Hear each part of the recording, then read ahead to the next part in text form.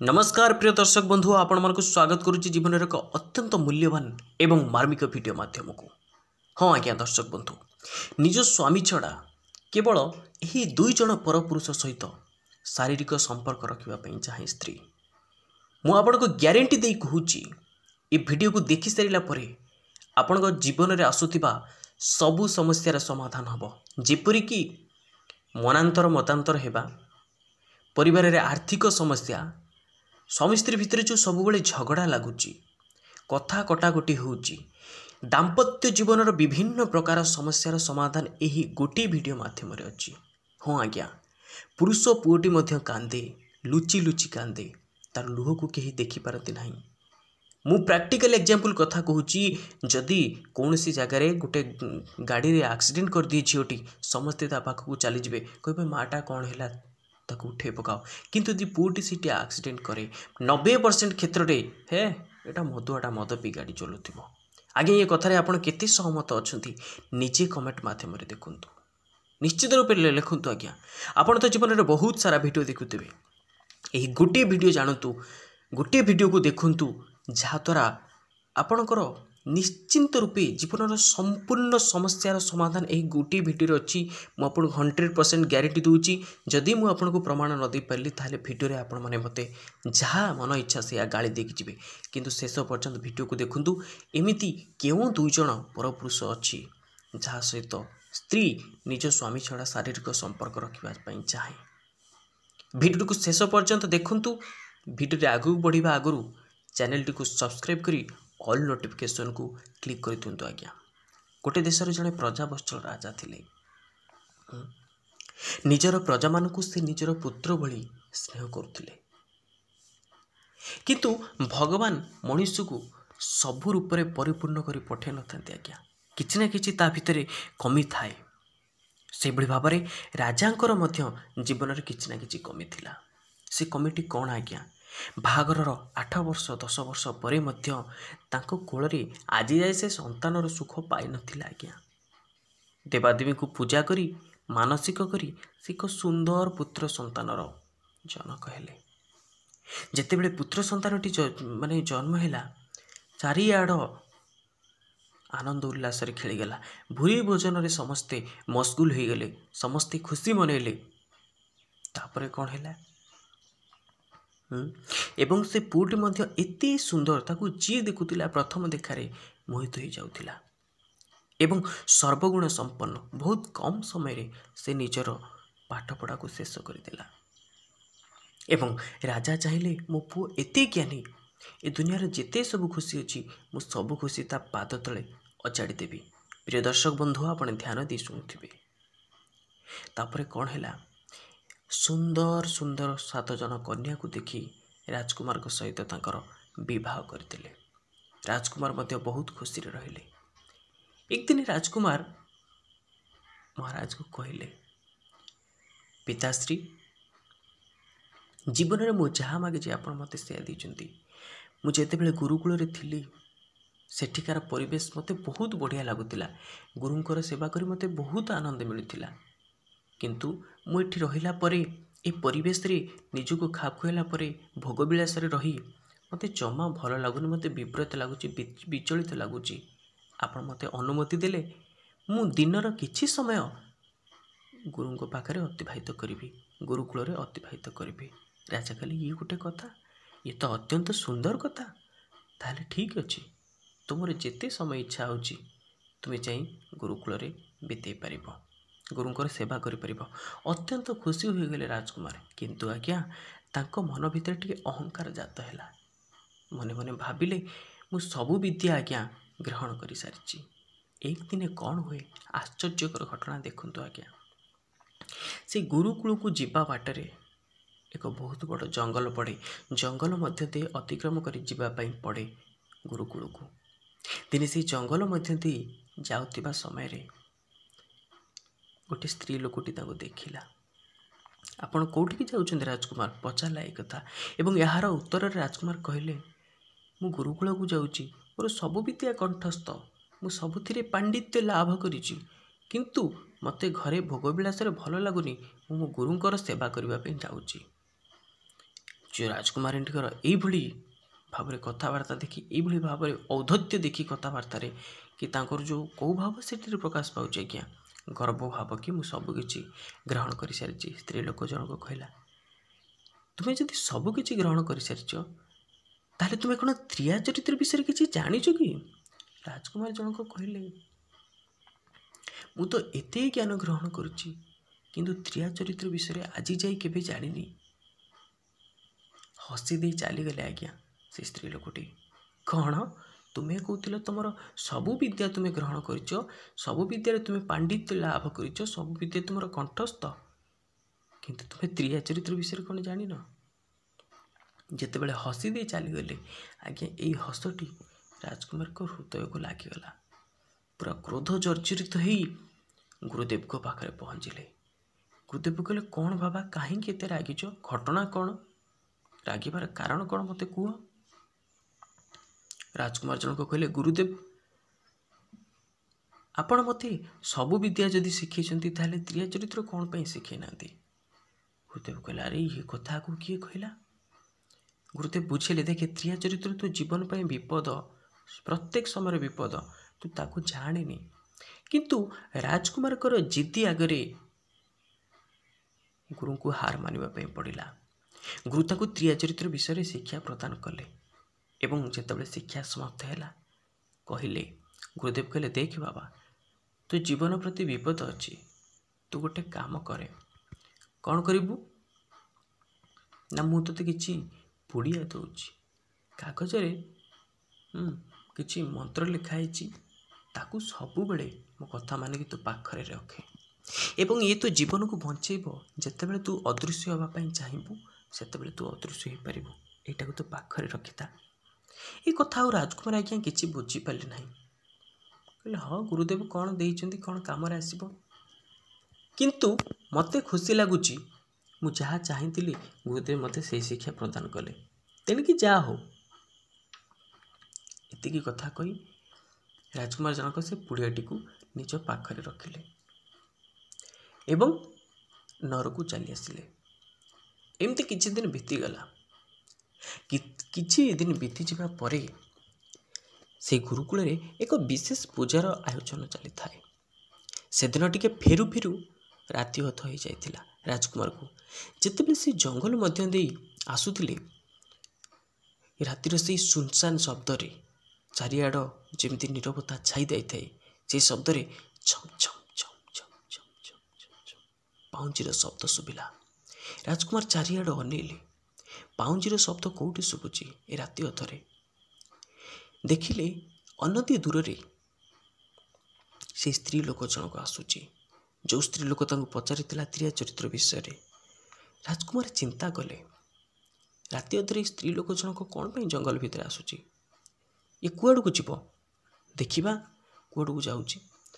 ଏତକ କହି ଯେତେବେଳେ ଦୁଇ ପାଦ ଆଗେଇଛନ୍ତି, ସେତେବେଳେ ରାଜକୁମାର ଚିନ୍ତା କଲେ, ଆରେ ମୁଁ ଇଏ କ'ଣ କରୁଛି?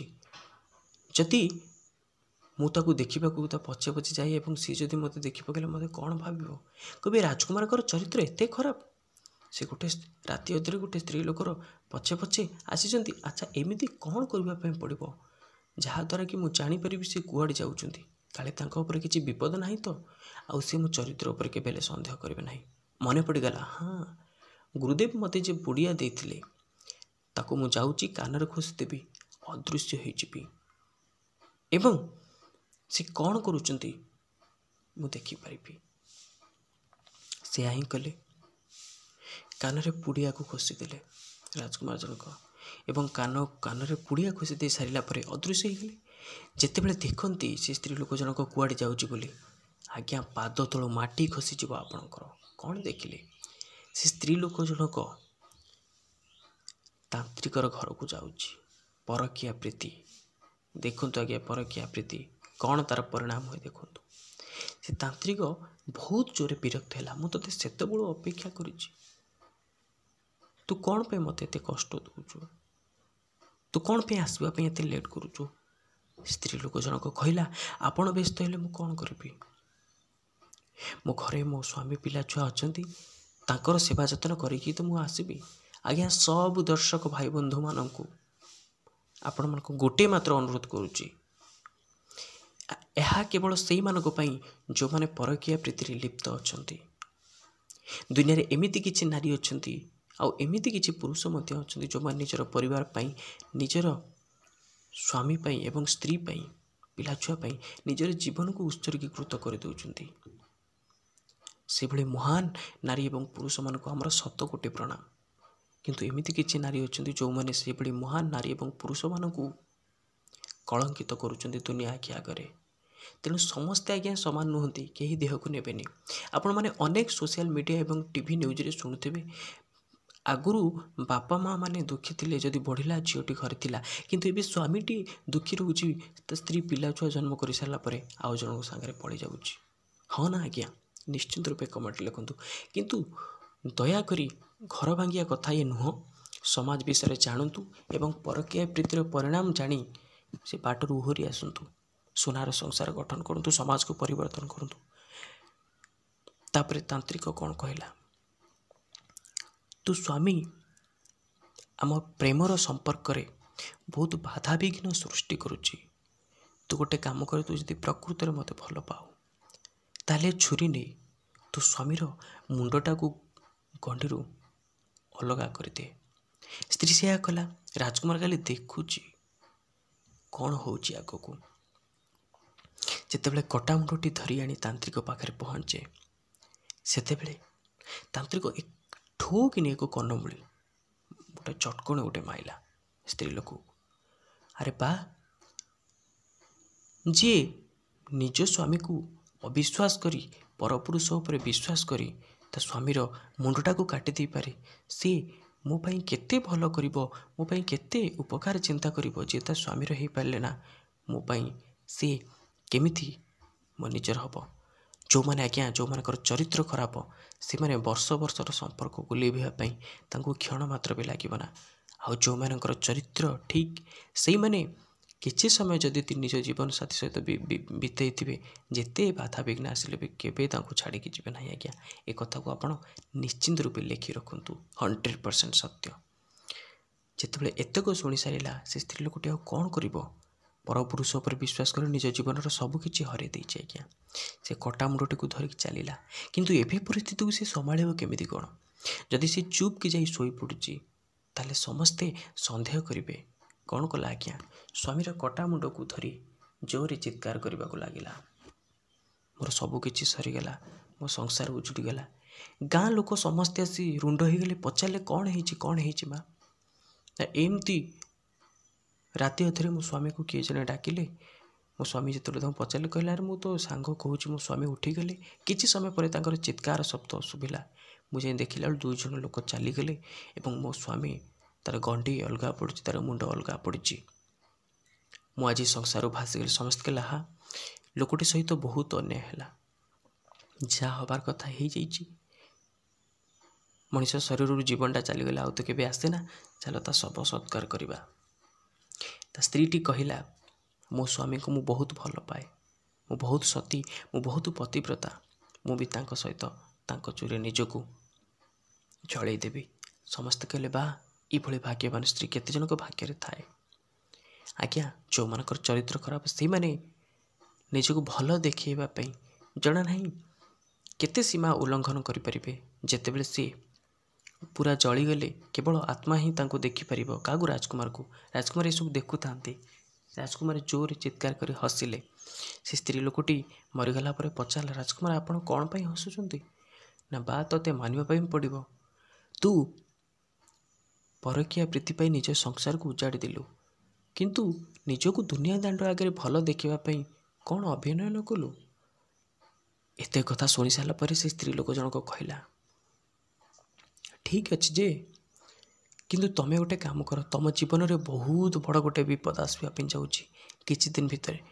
ମନେ ରଖିଥିବ, ତମେ ମୋର ଗୋଟିଏ କଥା ମନେ ରଖିବ ରାଜକୁମାର, ଯେତେବେଳେ ତୁମେ ଆସନ ଉପରେ ବସିବ, ଯେତେବେଳେ ଆସନ ଉପରେ ବସିବା ଆଗରୁ ତାକୁ 4-5 ଥର ଆଗେ ଝାଡ଼ିକି ଦେଖିବ।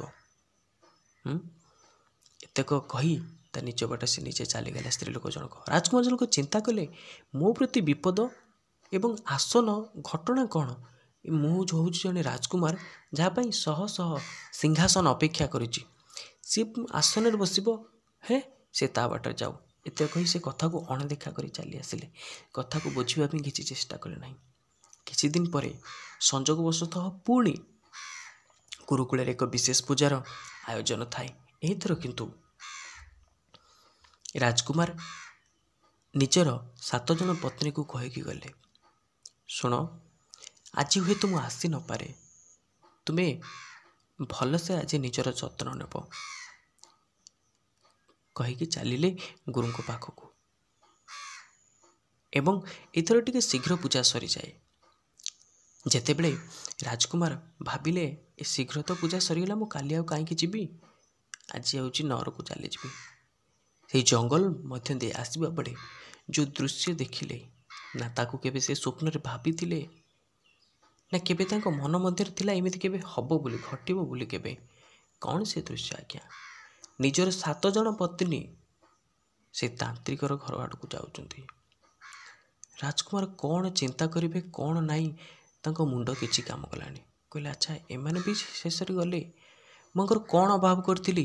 କିଛି ସମୟ ଆଗେ ଭାବିଲେ, ତାପରେ ଚିନ୍ତା କଲେ, ଆଚ୍ଛା ସେ କ'ଣ କରୁଛନ୍ତି ମୁଁ ବି ଟିକେ ଦେଖେ।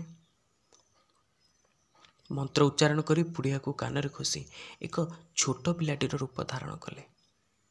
ଏବଂ ସେ 7 ଜଣ ରାଣୀ ଆସିବା ବାଟରେ ପୂର୍ବରୁ ଯାଇ ସେଠି ଛିଡ଼ା ହେଇଗଲେ।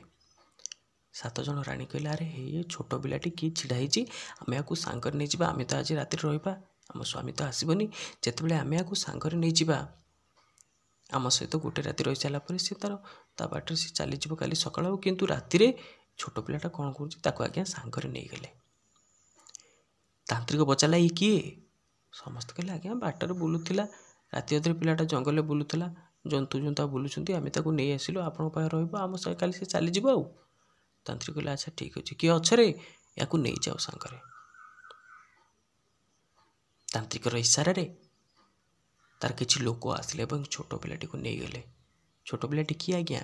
ରାଜକୁମାର ଯିଏ ଛୋଟ ପିଲାଟି ରୂପ ଧାରଣ କରିଥିଲେ। ଏବଂ ବସିବା ପାଇଁ ଆସନ ଦେଲେ। ଯେତେବେଳେ ରାଜାଙ୍କ ଆସନରେ ରାଜକୁମାର ଜଣକ ଯେତେବେଳେ ଆସନରେ ବସିବା ପାଇଁ ଯାଉଥାନ୍ତି, ହଠାତ୍ ତାଙ୍କର କିଛି ମନେ ପଡ଼ିଗଲା।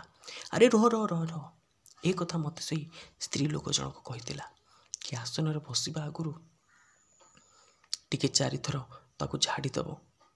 କ'ଣ ୟାର ରାଜ, ମୁଁ ତ କେବେ ସ୍ୱପ୍ନରେ ଯାହା ଭାବିନଥିଲି ମୋ ସହିତ ସେଇ ଘଟଣା ହେଲାଣି। ମୁଁ ସ୍ୱପ୍ନରେ ଭାବିନଥିଲି କେବେ ଆସନରେ ବସିବି ବୋଲି, କିନ୍ତୁ ସେଇ ପରିସ୍ଥିତି ଆସି ପହଞ୍ଚିଲା। ଯେହେତୁ ସିଏ ମୋତେ କହିଛି ଆସନକୁ ଟିକେ ଝାଡ଼ିଦେବ,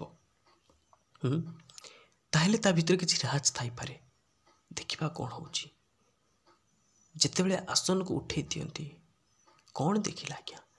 ବିରାଟ ବଡ଼ ମାୟାର ଗର୍ତ୍ତ ସେଠି, ଅସଂଖ୍ୟ ଲୋକ ସେଠି ବନ୍ଦୀ ହେଇ ଅଛନ୍ତି। ତା ଭିତରୁ ଜଣେ ରାଜକୁମାରକୁ ଚିହ୍ନି ପାରିଲା ଏବଂ ରାଜକୁମାରକୁ କହିଲା, ଆପଣ ଯେତେ ଶୀଘ୍ର ସମ୍ଭବ ନିଜର ଜୀବନ ବଞ୍ଚେଇ ଏ ଜାଗାରୁ ଚାଲିଥାନ୍ତୁ ଆଜ୍ଞା, ସମୟ ବହୁତ କମ୍, ଆପଣଙ୍କ ଜୀବନ ପ୍ରତି ବହୁତ ବିପଦ ଅଛି। ରାଜକୁମାର ଯେତେବେଳେ ଏ କଥାକୁ ଶୁଣନ୍ତେ, ସେ କ'ଣ ଆଉ ସେଠି ରାଣୀଙ୍କ କଥା ଚିନ୍ତା କରିବେ ବସି? ଏକା ନିଶ୍ୱାସରେ ରାଜନଅର ଆଡ଼କୁ ତୀବ୍ର ବେଗରେ ଅଗ୍ରସର ହୋଇଗଲେ। 7 ଜଣ ରାଣୀ କହିଲେ, ଆମେ କ'ଣ କରିବୁ, ଆମକୁ ରକ୍ଷା କର। ତାନ୍ତ୍ରିକ କହିଲେ, ମୋତେ ପଚାରୁଛ କ'ଣ, ଧର ତାକୁ। କିନ୍ତୁ ରାଜକୁମାରଙ୍କର ଏତେ ତୀବ୍ର ଗତି ଥିଲା, ତାଙ୍କ ଗତି ହିସାବରେ କେବେ ହେଲେ ଧରିପାରିଲେ ନାହିଁ କି ଆଜ୍ଞା ଇଏ 7 ଜଣ ରାଣୀ। ନଅର ମଧ୍ୟକୁ ଚାଲିଗଲେ ରାଜକୁମାର ଜଣକ। ଆସିକି ପଚାରିଲେ ତାନ୍ତ୍ରିକକୁ, ଏବେ ଆମେ କ'ଣ କରିବୁ? ତାନ୍ତ୍ରିକ କହିଲେ, ଆଚ୍ଛା ମୋତେ ଗୋଟେ କଥା କୁହ, ତମ ଯେଉଁ 7 ଜଣ ରାଣୀ ସବୁଠାରୁ ସେ ବେଶୀ ଭଲ କାହାକୁ ପାଆନ୍ତି? ସମସ୍ତେ କହିଲେ, ଆଜ୍ଞା ସାନ ରାଣୀକୁ ବେଶୀ ଭଲ ପାଆନ୍ତି। ଧ୍ୟାନ ଦେଇ ଶୁଣୁଥିବେ ଆଜ୍ଞା ଦର୍ଶକ ବନ୍ଧୁ। ତାନ୍ତ୍ରିକ କହିଲେ, ଶୁଣ। ସାନ ରାଣୀକୁ ପାଖକୁ ଡାକିଲେ, ତା ହାତରେ କିଛି ଲବଙ୍ଗ ଦେଲେ, କହିଲେ, ଇଏ ମନ୍ତ୍ର ଦ୍ୱାରା ଫୁଙ୍କା ଯାଇଛି, ତମେ ୟାକୁ ନେବ, ତୋ ସ୍ୱାମୀକୁ କଳେ ବଳେ କୌଶଳେ ତା କାନରେ ଏଇଟାକୁ ଖୋସିଦେବ। ଖୋସିଦେବା ମାତ୍ରେ ସେ ଏକ ଛେଳିର ରୂପ ଧାରଣ କରିବ ଏବଂ ଯେତେବେଳେ ସେ ଛେଳିର ରୂପ ଧାରଣ କରିବ, तुम समस्ते ताकू माड़ी बसी एठिकी नहीं आसीबो तापरे एठी जेतेबेले आमे ताकू मारिदेबा ताहले तमर ऊपर जो कलंक लागिबो से सबुदिन पई हटिजिबो। आ गोटे कथा मन रख जेतेबेले सत्य प्रेमर हाथ से लवंगरे बाजिबो निश्चित से निज रूप को फेरी पारिबो किंतु ता पूर्व केबे भी नुह। एतक कही 7 जन राणी से लवंग को नहीं चलिले राजनर आड़क किंतु राजनर भितर प्रवेश करने आगु राजकुमार से फाटक आगे छिड़ा होता कहले रुह तुमको मु कौन अभाव करी मो पाखे कौन अभाव थिला जो तुम्हें तांत्रिक पाक जाइल एटा को लेखि रखु आज्ञा आपण कि गोटे चरित्रहीना नारीर स्वामीटी जिते माने रूपवान होता गुणवान होता धनवान होता से परपुरुष सहित संपर्क रखिबो माने रखिबो तांकर सेटा होची प्रकृति आज्ञा। निज स्वामी जेते सुंदर होता परपुरुषला जेते कालिया होता जेते खराब गुण था से तांको सहित संपर्क रखिबे माने रखिबे। ए कथा को निश्चित रूप नोट कर लिखु। पुरुष लोकटे मध्य कांदे आज्ञा जदि आपणक सहित भी एमती होची ताले निश्चित रूपे कमेंट रे शेयर करंतु। हाँ आज्ञा निश्चित रूपे शेयर करंतु। तापर कौन है आज्ञा 7 जन राणी मिछरे अभिनय कर केवल कुंभीर कांदना कांदिले किंतु 7 जो सबा सान राणी को लुह देखि राजकुमार आ सही पाले ना तांको निज जीवन ठार अधिक भल पाती कहले कौन पाई तुम काम कल। सान राणी कहले तांत्रिकटा आम गुणी कर नहीं गला आम जापर ना प्रथम थर आमर भूल होगा आमको क्षमा कर दिंतु। राजकुमार कहले हाँ ठीक अच्छे मुझे प्रथम थर पर क्षमा कर दूची। आज्ञा सबू मनीषर किसी खराब गुण थाए एवं से खराब गुणर किसी लिमिट मध्य थाए तार अर्थ यह नुह परकिया प्रीति करवा। जदि आपण देखुं जदि आपण केवल निज लोक को सन्देह करेंगे किंतु जदि आपण सहित जदि आप देखते कि प्रमाणर सहित आपन को मिलला जे आपण स्वामी किंबा स्त्री पर पुरुष किंबा स्त्री सहित लिप्त अच्छा केवे क्षमा करूँ ना कारण सेटा आपण जीवन सबुठारु बड़ भूल हो। राजकुमार जनक क्षमा करदे किंतु मन रखी था मुझे बारंबार कहूँ सबु नारी किंबा सबु पुरुष समान नुहति आज्ञा। बहुत भल लोक अच्छा बहुत भल लोक अच्छा सबु नारी किंबा सबु पुरुष समान नुहति। राजकुमार तांको क्षमा करदे एवं सान राणी कले बले कौशले अति सुंदर सुंदर मन माने महिला बड़ी कथा कही तांको कानर सेटा को खोसी देले लवंगटी को जितेबाला कानर खोसी देले आज्ञा राजकुमार जनक छेली रूप धारण कले एवं समस्ते जो धरवाई चेष्टा करते 7 जन राणी तीव्र बेगर निजक कौन से उपाय बचे कि गुरुदेव पाखरे से लम कि पड़गले। गुरुदेव मत रक्षा कर। गुरुदेव कहले कौन बड़ लोकंर कथा मानिबा केते उचित तू जानिनु मु तते मना करुथिले ना ये तो जीवन पाई बहुत विपद आनिब तो आगु शिखनी बोली हेले जहाँ तो घटी सारी गतस्य शोचना नास्ति तो गोटे काम कर मु तते कौन से उपाय बंचई पारिबि नाही मु तते तो निज रूप को आनी पारिबि नाही किंतु मु तते मार्गदर्शन करि पारिबि। सुन मु तो कानरे किछि मंत्र कहूछि जद्वारा तू छेली रूपरू शुआ रूप पाई पारिबु एवं एठू 100 कोश दूर को चली जीवु सेठी तोर नुआ जीवन आरंभ हम सेठी तोर सत्य प्रेम मिल निज जीवन सबू समस्यार समाधान सेठी अच्छी। तू जा तो निज भाग्य को सांगर नहीं कर्म को सांगर नहीं जिते शीघ्र पारुचु चली जा रे एतेक कही ता कानर मंत्र फुकीदेले एवं राजकुमार जनक छेली शुआर रूप धारण कले एवं 100 कोश दूर से बरगछ पाखर से पहुँचले। सेठी जाई देखते लक्षाधिक शुआ अच्छा से शुआ मैंने यही शुआटी को बहुत सम्मान देले निज गुरु बोली भाविले कारण ये जो राजकुमार जनक जो शुआटी बनी थे से शुआर विशेषत्व होची से बहुत भल भल उपदेश दिए समस्त भल भल कथा कहे ताको हसाए तेणु समस्ते गुरु बोली भाविले। एपट्रे 7 जन राणी एवं तांत्रिकों मध्य भाड़ेनी पड़ा कि सी जाइछि तो जाइछि कुआडे आमे केमिति ताको धरिबा।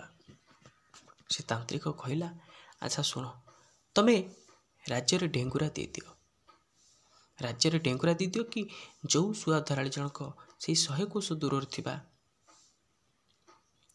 ବରଗଛ ପାଖରୁ ଗୋଟିଏ ଶୁଆ ଆଣିକି ଥବ, କାରଣ ତାନ୍ତ୍ରିକ ତାଙ୍କର ମନ୍ତ୍ର ଶକ୍ତିରେ ଜାଣିପାରିଥିଲେ ସେ ଶୁଆ କେଉଁଠି ଅଛି ବୋଲି ଏବଂ ରାଜକୁମାର କେଉଁ ରୂପ ଧାରଣ କରିଛି ବୋଲି। ଯେଉଁ ଶୁଆ ଧରାଳି ଜଣକ ଗୋଟିଏ ଶୁଆ ଧରିକି ଆଣିଦେବ ତାକୁ 500 ସ୍ୱର୍ଣ୍ଣ ମୁଦ୍ରା ମିଳିବ। କଥା ମୁତାବକ ଏକ ପ୍ରଖ୍ୟାତ ଶୁଆ ଧରାଳି ଜଣକ କଲା ଏବଂ ଯେତେବେଳେ ସେଇ ବରଗଛ ପାଖରେ ପହଞ୍ଚେ ମନ ଏକଦମ ପୁରା ଖୁସି ହୋଇଗଲା। ଆରେ ଏଇଠୁ ମୋତେ ଶୁଆ ନେବା ପାଇଁ କୁହାଯାଇଛି। ଯଦି ଗୋଟିଏ ଶୁଆର ମୂଲ୍ୟ 500 ସ୍ୱର୍ଣ୍ଣ ମୁଦ୍ରା, ଏଠି ତ ଲକ୍ଷାଧିକ ସଂଖ୍ୟାରେ ଶୁଆ ଅଛନ୍ତି, ମୁଁ ତ ରାତାରାତି କୋଟିପତି ହେଇଯିବି। ଅତ୍ୟନ୍ତ ଖୁସିରେ ମସ୍ଗୁଲ ହେଇଗଲା ଆଜ୍ଞା। କହିଲା ହଉ ଠିକ୍ ଅଛି, ସେ କାମ ତ ହେବ, କିନ୍ତୁ ମୁଁ ଏତେ ବାଟରୁ ଯେଉଁ ଆସିଛି ଟିକେ ବିଶ୍ରାମ ନେଇଯାଏ। ବିଶ୍ରାମ ନେଇସାରିଲା ଏବଂ ସନ୍ଧ୍ୟାବେଳକୁ ଆସିବା ପୂର୍ବରୁ ପକ୍ଷୀମାନେ ଶୁଆମାନେ ଆସିବା ପୂର୍ବରୁ ଜାଲ ବିଛେଇ ଦେଲା ଆଜ୍ଞା। ଯେତେବେଳେ ସବୁ ଶୁଆମାନେ ଆସି ସେଇଠି ଲାଗିଗଲେ, ଛନ୍ଦି ହେଇଗଲେ, ସମସ୍ତେ ଚିତ୍କାର କଲେ। ଯେଉଁ ରାଜକୁମାର ଜଣକ ଶୁଆ ବନିଥିଲେ ତାକୁ କହିଲେ, ଗୁରୁଦେବ ଆମକୁ ରକ୍ଷା କର, ଆମେ କ'ଣ କରିବୁ, ଆମକୁ ରକ୍ଷା କର।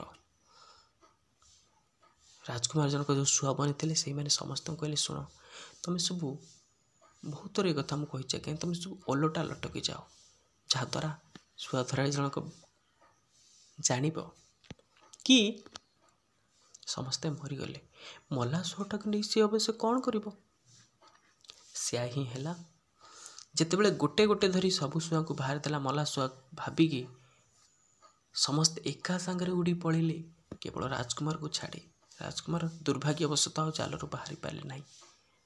ଏସବୁ ଦୃଶ୍ୟ ଦେଖି ଶୁଆ ଧରାଳି ଜଣକ କହିଲା, ଧୋକା, ବହୁତ ବଡ଼ ଧୋକା, ମୋ ସହିତ ଧୋକା ହେଇଗଲା। କିନ୍ତୁ ଏଇ ଗୋଟିଏ ଶୁଆକୁ ମୁଁ କେବେ ଆଉ ମୋ ଠାରୁ ଉଡ଼ିଯିବାର ମୁଁ ସୁଯୋଗ ଦେବି ନାହିଁ। ଏହାକୁ ନିଶ୍ଚିନ୍ତ ରୂପେ ମୁଁ ନେବି, 500 ସ୍ୱର୍ଣ୍ଣ ମୁଦ୍ରା ପାଇବି। ସାଙ୍ଗରେ ଧରି ଚାଲିବା ସମୟରେ ଶୁଆ ଜଣକ କହିଲା, ରେ ଶୁଆ ଧରାଳି, ତୁ କହୁଛୁ ନା ମୁଁ ତୋତେ ଧୋକା ଦେଇଛି। ନିଜ ଜୀବନ ଯିଏ ବଞ୍ଚେଇଲା, ଯେ ଜୀବନକୁ ଯିଏ ରକ୍ଷା କଲା, ଆତ୍ମରକ୍ଷା କଲା, ତାକୁ ତୁ କହୁଛୁ ଧୋକା। କିନ୍ତୁ ମୁଁ ଯାହାକୁ ନିଜର ବୋଲି ଭାବିଥିଲି ସେ ମୋତେ ଯେଉଁ ଏତେ ବଡ଼ ଧୋକା ଦେଲା। ହେଲେ ତୁ ଯଦି ମୋତେ ଛାଡ଼ି ଦେଉ ମୁଁ ତୋତେ 500 ସ୍ୱର୍ଣ୍ଣ ମୁଦ୍ରା ନୁହେଁ 5000 ସ୍ୱର୍ଣ୍ଣ ମୁଦ୍ରା ଦେବି। ଶୁଆ ଧରାଳି ଜଣକ କହିଲା, କେମିତି ତୁ ମୋତେ 5000 ସ୍ୱର୍ଣ୍ଣ ମୁଦ୍ରା ଦେବୁ? ସେ ଶୁଆଟି କହିଲା, ଶୁଣ, ଏ ରାଜ୍ୟରେ ଗୋଟେ ନିୟମ ଅଛି।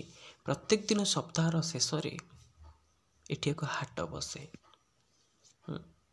ଏବଂ ଯାହାର ଜିନିଷ କିଛି ବିକ୍ରି ନ ହେଇପାରିଲା ରାଜା ସ୍ୱୟଂ ତାକୁ ଆସନ୍ତି କିଣିବା ପାଇଁ। ତୁ ମୋତେ ଯେତେବେଳେ ନେଇ ସେ ହାଟରେ ବିକ୍ରି କରିବୁ ଏବଂ ଯିଏ ମୋତେ କିଣିବା ପାଇଁ ଆସିବ ମୁଁ ମୋର ମୂଲ୍ୟ ସ୍ୱୟଂ ନିଜେ କହିବି କି 5000 ସ୍ୱର୍ଣ୍ଣ ମୁଦ୍ରା ବୋଲି। 5000 ସ୍ୱର୍ଣ୍ଣ ମୁଦ୍ରା କଥା ଶୁଣି କେହି ମୋତେ ନେବେନି। ଶେଷକୁ ମୋତେ ରାଜା ଆସି ହିଁ ନେବେ, ଆଉ ଯାହାଦ୍ୱାରା ତୁ 5000 ସ୍ୱର୍ଣ୍ଣ ମୁଦ୍ରା ପାଇବୁ। ଶୁଆ ଧରାଳି ଜଣକ କହିଲା, ଠିକ୍ ଅଛି, ହଉ ଚାଲେ। ଘଟଣା ମୁତାବକ ସେୟା ହିଁ ହେଲା। ସନ୍ଧ୍ୟାବେଳକୁ ଯେମିତି କେହି ନ ନେଲେ ରାଜା ଆସିକି ସେ ଶୁଆଟିକୁ ନେଲେ। ଏ ଶୁଆ ଧରାଳି ଜଣକ କ'ଣ କଲା, 5000 ସ୍ୱର୍ଣ୍ଣ ମୁଦ୍ରା ପାଇ ଅତ୍ୟନ୍ତ ଖୁସି ହେଇଗଲା। ସେପଟରେ ଶୁଆ ବି ମଧ୍ୟ ଅତ୍ୟନ୍ତ ଖୁସି ହେଲା, ନୂଆ ଜୀବନ ତାକୁ ମିଳିଲା।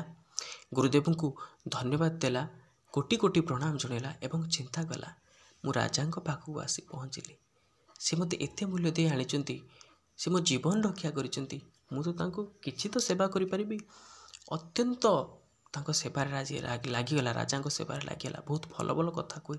ଧୀରେ ଧୀରେ ରାଣୀମାନଙ୍କ ମଧ୍ୟରେ ମଧ୍ୟ ବହୁତ ପ୍ରିୟ ହୋଇଗଲା ସେଇ ଶୁଆ ଜଣକ ଏବଂ ରାଜାଙ୍କର ଝିଅ ସେଇ ଯେଉଁ ରାଜକୁମାରୀ ଜଣକ ଅତ୍ୟନ୍ତ ସୁନ୍ଦର, ଅନାବିଳ ପ୍ରେମ କଲେ, ବାସ୍ତବ ପ୍ରେମ କଲେ ସେ ଶୁଆଟିକୁ ଏବଂ ସେ ଶୁଆଟିର ଯତ୍ନ ନେବାର ଦାୟିତ୍ୱ ରାଜକୁମାରକୁ ଦିଆଗଲା।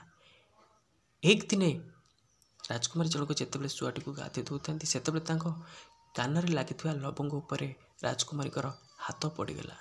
ସେ ଲବଙ୍ଗ ବାହାରି ଯିବା କ୍ଷଣି ରାଜକୁମାର ନିଜ ସ୍ୱରୂପକୁ ଚାଲି ଆସିଲେ। ରାଜକୁମାରଙ୍କର ଅତ୍ୟନ୍ତ ସୁନ୍ଦର ରୂପ ଦେଖି ଏବଂ ରାଜକୁମାର ମଧ୍ୟ ରାଜକୁମାରୀଙ୍କର ହରିଣୀ ଆଖି ଦେଖି, ସୁନ୍ଦର ଘନ କେଶ, ନୀଳ ଆଖି, ପ୍ରଥମ ଦେଖାରେ ଦୁଇ ଜଣଙ୍କ ପ୍ରେମରେ ପଡ଼ିଗଲେ ଏବଂ ସବୁ କଥା ଖୋଲି କହିଲେ ରାଜକୁମାର ଜଣକ, ମୋ ଜୀବନରେ କ'ଣ କ'ଣ ସବୁ ଘଟିଛି। ରାଜକୁମାରୀ, ତୁମେ ମୋତେ କଥା ଦିଅ, ଏ କଥା ତୁମ ମୋ ଛଡ଼ା ଆଉ କେହି ମଧ୍ୟ ଜାଣିବେ ନାହିଁ। ମୁଁ ଦିନରେ ଶୁଆ ହିଁ ରହିବି ଏବଂ ରାତିରେ ରାଜକୁମାର ହେବି। ଆମେ ବହୁତ କଥା ହେବା, ବହୁତ ଭଲରେ ନିଜ ଜୀବନକୁ ଅତିବାହିତ କରିବା। କିଛି ଦିନ ଚାଲିଗଲା ଆଜ୍ଞା, ବହୁତ ଭଲରେ ସେମାନେ ରହିଲେ। ଏମାନଙ୍କ ମଧ୍ୟରେ ଫାଳେନି ପଡ଼ିଲା କି ଆମେ କ'ଣ କରିବା। ସେ ତାନ୍ତ୍ରିକ ଏ 7 ଜଣ ରାଣୀଙ୍କୁ କହିଲା, ତମେ ଗୋଟେ କାମ କର, ତମେ ସମସ୍ତେ ନୃତ୍ୟ ଶିଖ ଏବଂ ମୁଁ ତବଲା ଶିଖୁଛି। ମୁଁ କାଳେ ଶୁଣିଛି ସେ ରାଜ୍ୟର ରାଜାଙ୍କ ପାଖରେ ସେ ଶୁଆଟି ଅଛି ଏବଂ ସେ ରାଜ୍ୟର ରାଜା ଅତ୍ୟନ୍ତ କଳାପ୍ରେମୀ।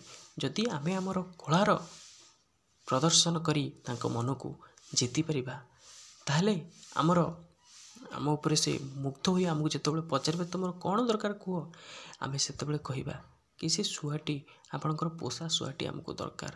ବାସ୍ ସେ ଶୁଆଟି ଆମ ହାତକୁ ଆସିଗଲେ ଆମେ ତାକୁ ମାରିଦେବା। ଏହା ଚିନ୍ତା କରି ସମସ୍ତେ ଶିଖିଲେ ଏବଂ ସେୟା ହିଁ ହେଲା। ଯେତେବେଳେ ସେ ରାଜ ଦରବାର ଯାଇ ପହଞ୍ଚିଲେ, ରାଜା ପଚାରିଲେ ତୁମେ କିଏ? କହିଲେ ଆମେ ଆଜ୍ଞା ପ୍ରଖ୍ୟାତ ନୃତ୍ୟଶିଳ୍ପୀ ଏବଂ ତବଲା ବାଦକ। ରାଜା କହିଲେ ଠିକ୍ ଅଛି, ମୁଁ ତ ଅତ୍ୟନ୍ତ କଳାପ୍ରିୟ ରାଜା, ତୁମେ ପ୍ରଦର୍ଶନ କର। ଅତ୍ୟନ୍ତ ସୁନ୍ଦର ଭାବରେ ପ୍ରଦର୍ଶନ କଲେ ନିଜର କଳାକୁ। ସେହି ସମୟରେ ରାଜକୁମାର ଜଣକ ସବୁ କଥା କହିଥିଲେ ରାଜକୁମାରକୁ, ଦେଖ ଯେଉଁମାନେ ଏଠିକି ଆସିଛନ୍ତି ସେ କେବଳ ମୋରି ପାଇଁ ଆସିଛନ୍ତି। ଏଇମାନେ ମୋ ଜୀବନକୁ ବର୍ବାଦ କରିଦେଇଛନ୍ତି। ତୁମେ ଗୋଟେ କାମ କର। କ'ଣ କରିବ? ମୁଁ ଜାଣିଛି ୟା ପରେ ତୁମ ବାପା ମୋତେ ନେଇ ତାଙ୍କୁ ଦେଇଦେବେ, ସେମାନଙ୍କ ହାତରେ ଧରିଦେବେ। କିନ୍ତୁ ତୁମେ ଯଦି ପ୍ରକୃତରେ ମୋତେ ଭଲ ପାଉଥାଅ, ତାହେଲେ ମୋ ଜୀବନକୁ ରକ୍ଷା କର। ତୁମେ ତାଙ୍କୁ କେବେ ବି ପିଞ୍ଜରା ଦେବନି। ଯଦି ଅଧିକ ତୁମ ଉପରେ ବିରକ୍ତ ହୁଅନ୍ତି ତୁମ ବାପା, ତାହେଲେ ପିଞ୍ଜରାକୁ ତଳେ କଚାଡ଼ି ଦେବ। ମୁଁ ମୋ ଭାଗ୍ୟ ନେଇ ମୁଁ ଚାଲିଯିବି, ମୁଁ ଦେଖିବି ମୋ ବାଟ କ'ଣ। ସେୟା ହିଁ ହେଲା। ରାଜା ଯେତେବେଳେ ମୁଗ୍ଧ ହୋଇ ପଚାରିଲେ ତୁମର କ'ଣ ଦରକାର, ତୁମେ ଅତ୍ୟନ୍ତ ଭଲ ଭାବରେ ତୁମେ ନୃତ୍ୟ ସଙ୍ଗୀତ ଏବଂ ତବଲା ପରିବେଷଣ କଲ। ସମସ୍ତେ କହିଲେ ଆଜ୍ଞା କିଛି ନୁହଁ, ଆପଣଙ୍କ ପାଖରେ ଥିବା ପୋଷା ଶୁଆଟି ଦରକାର। ରାଜା କହିଲେ ଏଇ ଗୋଟେ କଥା। ମନ୍ତ୍ରୀବରଙ୍କୁ ପଠାଇଲେ, ରାଜକୁମାରୀଙ୍କ ପାଖକୁ ଯାଅ ଏବଂ ସେ ଶୁଆଟି ଆଣ। ମନ୍ତ୍ରୀବର ଯେତେବେଳେ ସେ କଥାରେ ନିଷ୍ଫଳ ହେଲେ ଏବଂ ରାଜାଙ୍କୁ ଜଣାଇଲେ, ରାଜା ସ୍ୱୟଂ ଉଠିକି ଗଲେ। ରାଜକୁମାରଙ୍କୁ ଯେତେ ପ୍ରକାର ବୁଝେଇ କଲେ, ରାଜକୁମାରୀ କେବେ ହେଲେ ସେ ଶୁଆଟିକୁ ଦେଲେ ନାହିଁ। ଶେଷରେ ରାଜକୁମାର ଜଣକ କିଛି ଉପାୟ ନ ପାଇ ରାଜକୁମାରଙ୍କ କହିବା ଅନୁସାର ସେ ପିଞ୍ଜରାଟିକୁ କଚାଡ଼ି ଦେଲେ।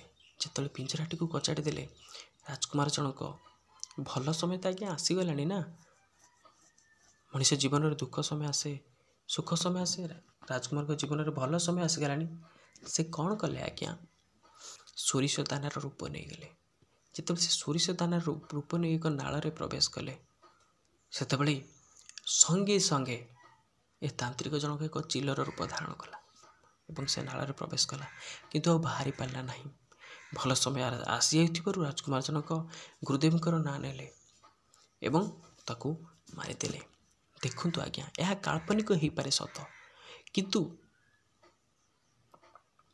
ଯେତେବେଳେ ରାଜା ସବୁ କଥାର ସତ୍ୟାସତ୍ୟ ଜାଣିଲେ, ଅତ୍ୟନ୍ତ ଖୁସି ହେଲେ ଏତେ ସୁନ୍ଦର ରାଜକୁମାରକୁ ଦେଖି ଏବଂ ନିଜ ପୁତ୍ରୀ ସହିତ ତାଙ୍କର ବିବାହ କରାଇଲେ। ସବୁକିଛି ଭଲ ହେଲା।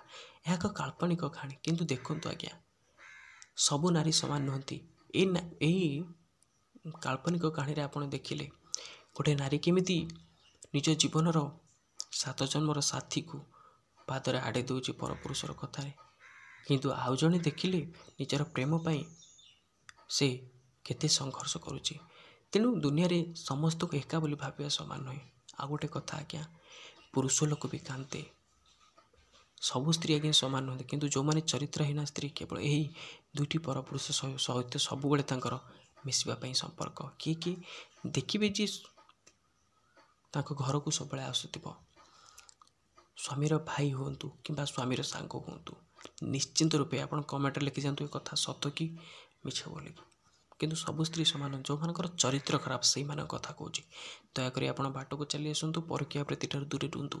ଦେଖା ହେବ ପରବର୍ତ୍ତୀ ଭିଡ଼ିଓରେ। ନିଜର ଯତ୍ନ ନେଉଥାନ୍ତୁ ଆଜ୍ଞା। ଜୟ ଜଗନ୍ନାଥ।